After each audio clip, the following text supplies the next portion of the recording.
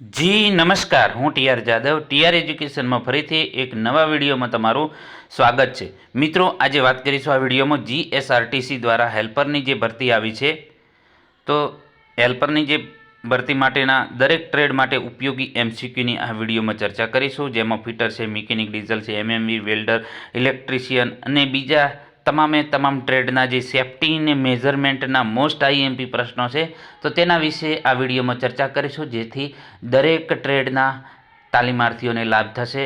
મિત્રો, જે તમારી એક્ઝામમાં પૂછાવાલાયક પ્રશ્નો છે, મોસ્ટ આઈએમપી દરેક એક્ઝામમાં પૂછાય છે. તો ચાલો મિત્રો સ્ટાર્ટ કરીએ. મિત્રો, આ કોમન પ્રશ્નો છે, એમસીક્યુ છે, દરેક ટ્રેડ માટે ઉપયોગી છે, કારણ કે સેફ્ટી અને મેઝરમેન્ટના દરેક ટ્રેડમાં કોમન જ હોય છે. તો ચાલો મિત્રો સ્ટાર્ટ કરીએ. નીચે પૈકી કયો એક રાસાયણિક ખતરો છે? તો નીચે પૈકી એક રાસાયણિક ખતરો કયો છે? તો વિસ્ફોટ. મિત્રો, વિસ્ફોટ છે એક રાસાયણિક ખતરો છે, તો તેનો સાચો જવાબ છે ઓપ્શન બી. નેક્સ્ટ ક્વેશ્ચનની ચર્ચા કરીશું. વ્યવસાયિક સુરક્ષા અને સ્વાસ્થ્યનો હેતુ શું હોય છે? વ્યવસાયિક સુરક્ષા અને સ્વાસ્થ્યનો હેતુ શું હોય છે? તો ગેરહાજરીને ઓછી કરવી. ગેરહાજરીને ઓછી કરવી. ઓપ્શન સી સાચો જવાબ છે. Option C. નેક્સ્ટ, નીચે પૈકી કયો એક જૈવિક ખતરો છે? નીચે પૈકી કયો એક જૈવિક ખતરો છે? તો તેનો સાચો જવાબ છે સંક્રમણ. ઓપ્શન સી સાચો જવાબ છે. નેક્સ્ટ, જ્વલનશીલ પ્રવાહીમાં આગ લાગી હોય ત્યારે કયા પ્રકારના અગ્નિશામકનો ઉપયોગ થાય છે? તો જ્વલનશીલ પ્રવાહીમાં આગ લાગી હોય ત્યારે ડ્રાય પાવડર એક્સટિંગ્યુશરનો ઉપયોગ થાય છે. ડ્રાય પાવડર એક્સટિંગ્યુશરનો ઉપયોગ થાય છે. ઓપ્શન બી સાચો જવાબ છે. મિત્રો, મોસ્ટ આઈએમપી પ્રશ્ન છે. દરેક ટ્રેડમાં આ પ્રશ્ન પૂછાઈ શકે છે, કારણ કે સેફ્ટીને રિલેટેડ છે. એના પછી વાત કરીશું ઓટોમોબાઈલ વર્કશોપમાં કયા પ્રકારના ઝેરી પદાર્થો હોય છે? તો ઓટોમોબાઈલ વર્કશોપમાં વપરાયેલ લુબ્રિકન્ટ જે ઝેરી પદાર્થો હોય છે. નેક્સ્ટ ચર્ચા કરીશું. નીચે પૈકી કયું એક માનવ સ્વાસ્થ્ય માટે હાનિકારક છે? નીચે પૈકી કયું એક માનવ સ્વાસ્થ્ય માટે હાનિકારક છે? તો તેનો સાચો જવાબ છે કાર્બન મોનોક્સાઇડ. સોરી મિત્રો, બોલવામાં ભૂલથી. Carbon monoxide. Next, class C પ્રકારની આગ બુઝાવવા માટે કયા પ્રકારના અગ્નિશામકનો ઉપયોગ થાય છે? ક્લાસ સી પ્રકારની આગ બુઝાવવા માટે કયા પ્રકારના અગ્નિશામકનો ઉપયોગ થાય છે? તો તેનો સાચો જવાબ છે dry powder extinguisher. Option B સાચો જવાબ છે. મિત્રો, આ પ્રશ્ન દરેક ટ્રેડ માટે પૂછાય છે, કારણ કે સેફ્ટીને રિલેટેડ છે.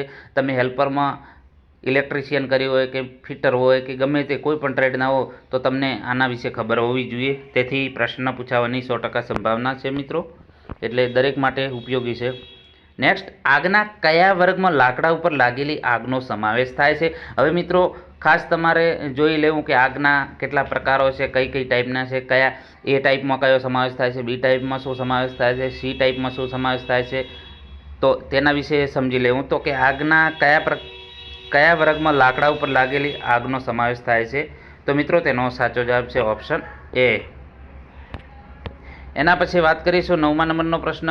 વર્નિયર કેલિપરમાં તીર વડે દર્શાવેલ ભાગનું નામ શું છે? તો મિત્રો, અહીં નીચે તીર વડે તમે જોઈ શકો છો, અહીં નીચે દર્શાવેલો ભાગ આપેલો છે, તો તેને કયા નામે ઓળખવામાં આવે છે?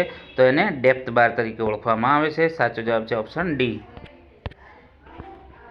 એના પછી વાત કરીશું મેટ્રિક આઉટસાઇડ માઇક્રોમીટરનું લિસ્ટ કાઉન્ટ કેટલું હોય છે?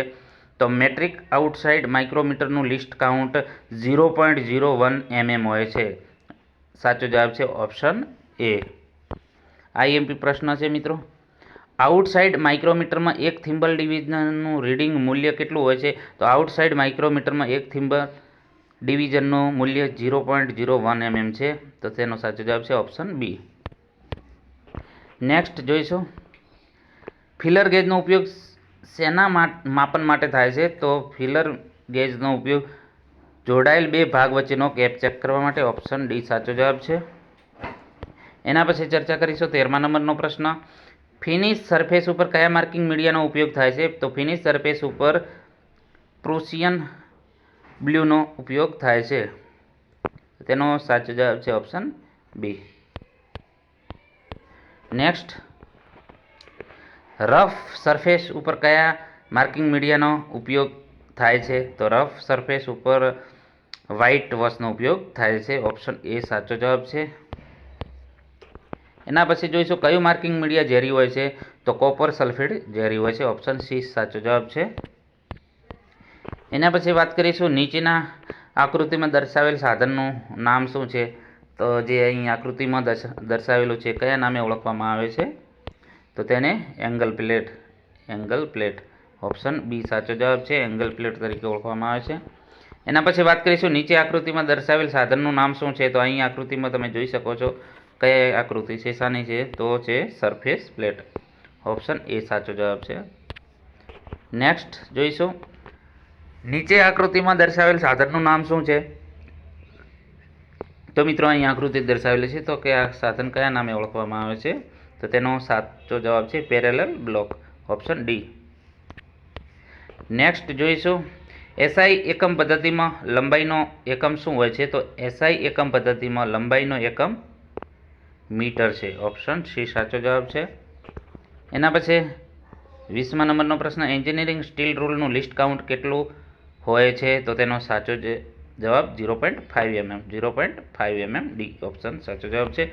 તો મિત્રો આ મોસ્ટ આઈએમપી પ્રશ્નોની ચર્ચા કરી, 20 પ્રશ્નોની, દરેક ટ્રેડ માટે ઉપયોગી છે. જો વિડીયો પસંદ આવે તો લાઇક કરજો, શેર કરજો અને મિત્રો ચેનલને સબસ્ક્રાઈબ કરવાનું ન ભૂલતા, જેથી કરીને જે વિડીયો નવા બનાવું છું તો તેનું નોટિફિકેશન તમને મળતો રહે અને તમને પણ ફાયદો થશે. Thank you for watching this video.